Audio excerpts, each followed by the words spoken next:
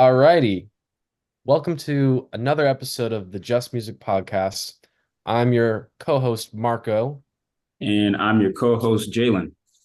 and I don't know what episode this is because we've done so many and we took so many random breaks. So, just go on Spotify and look and see what we're at. But we have a special guest today.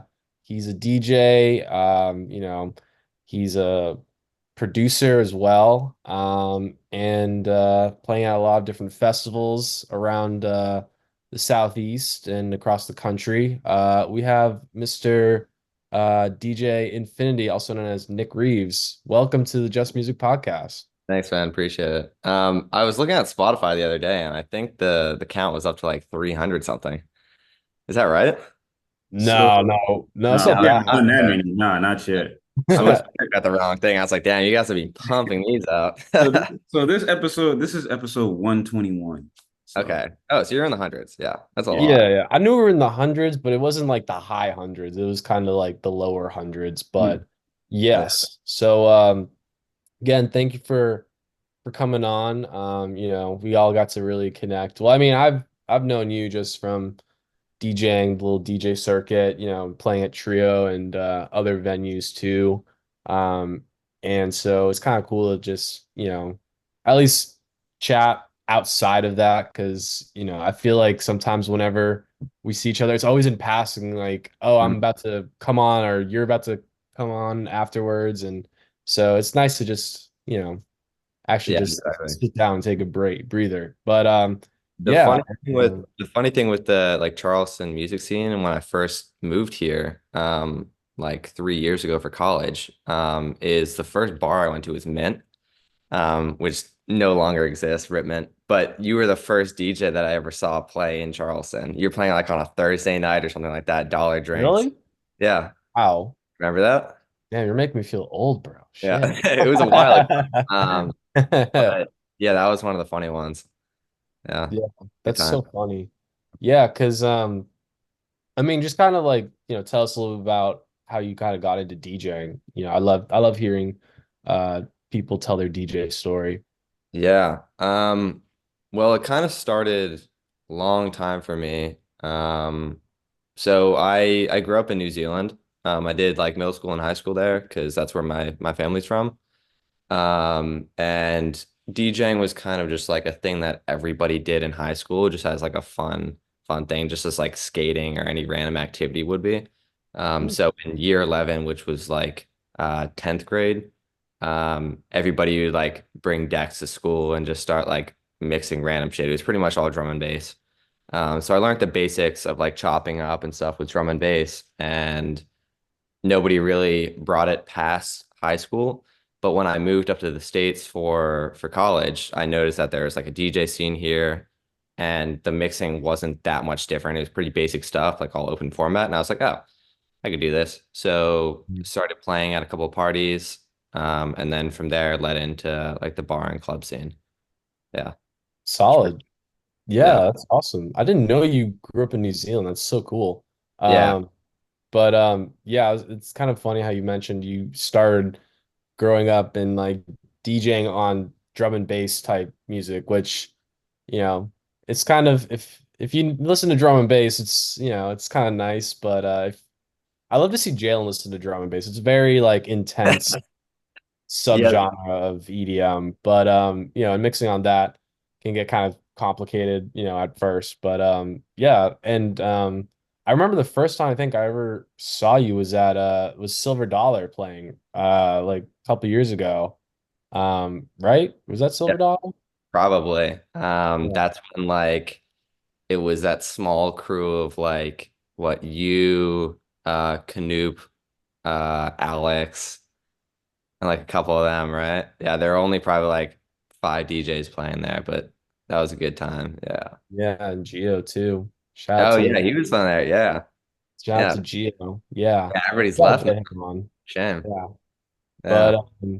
cool. So, and when you were playing at these parties, were they mostly just kind of college house parties, pretty much? Yeah, pretty much. So like when you start DJing, pretty much for everybody except for like huge influencers, you're always playing at parties just for free and just for fun, just because you need to get better somehow. And Mm.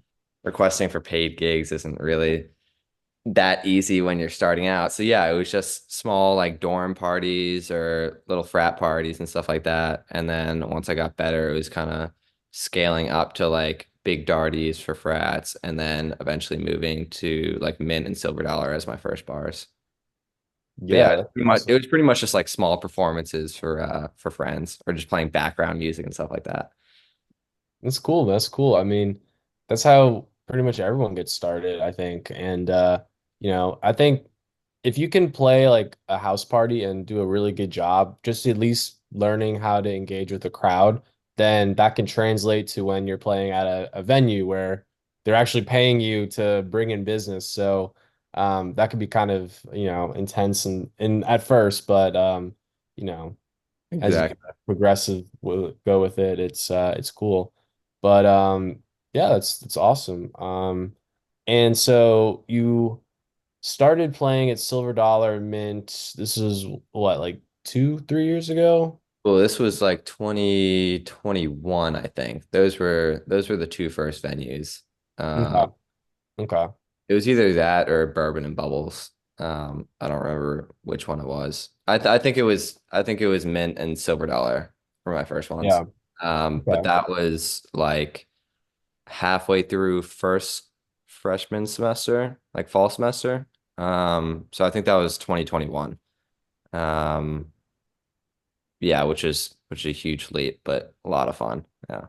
Cool, cool. So you basically scaled up from doing the parties to doing some venues like Silver Dollar and Mint, and then like we mentioned, you started going into the more bigger venues like a Trio, Uptown, and Share House. So I guess how did you kind of go from making that jump from, like a Silver Dollar Mint to getting to more venues? Because I'm sure, I have a lot of people that text me and they're trying to get into the DJ scene and they're trying to get played at one venue and then they're like, how do you kind of like go to other venues and stuff like that? So what was your kind of strategy for that?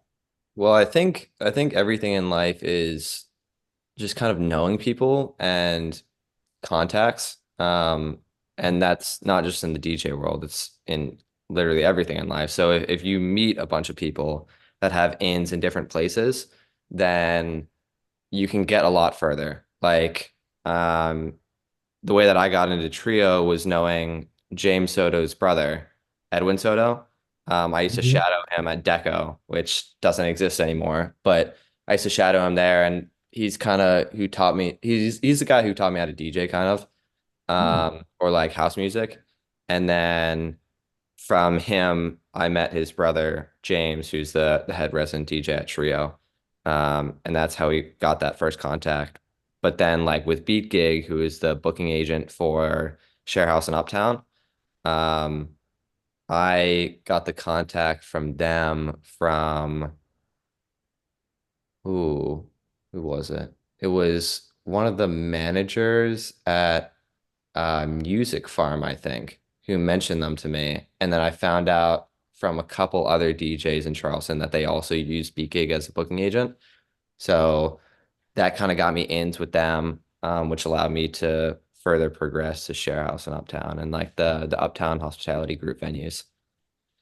So Yeah. that's kind of my main method was just um, knowing people, and then actually going to the venues. I figured out that that was like one of the biggest ones. Like anybody can just go on Instagram and DM Sharehouse or DM Trio and be like, oh, can I play here? But actually going in person and talking to the people is like so much better. It's like a very personal connection. And also like you can't be seen in real life. People can't like read your messages in real life. They actually have to respond to you. And I think Mhm. you're a lot more likely to get gigs from that. Yeah, that's very good. I know Jalen, you do that with your band too, like because that's how you kind of got in with the Dewberry, right? With your band, just kind of going in there and being like, "Hey, we're a Yeah. band, we want to play." Um, yeah, the So the Dewberry Connect that came from I did a gig with a guy with a guitarist. His name's TK. We call him TK. His real name's Thomas Kennedy. He plays with Doom Flamingo and does other projects with other groups in town. And he called me for a gig because he needed a bass player. And so I showed up. I did the gig with him. It was fun. He gave me the contact of the guy who booked him for the gig. And so I was just like, well, I'm just see what happens. I'm just tell him, hey man, I know you booked TK for this gig, and thank you for the opportunity. Here's my band, and we're looking to get some opportunities as well. And then boom, it led to us getting booked for the Dewberry like 2 months later. So yeah. Relationship building is key. It's very key. Yeah. And if your relationships and contacts are credible, then it's like super easy to trust.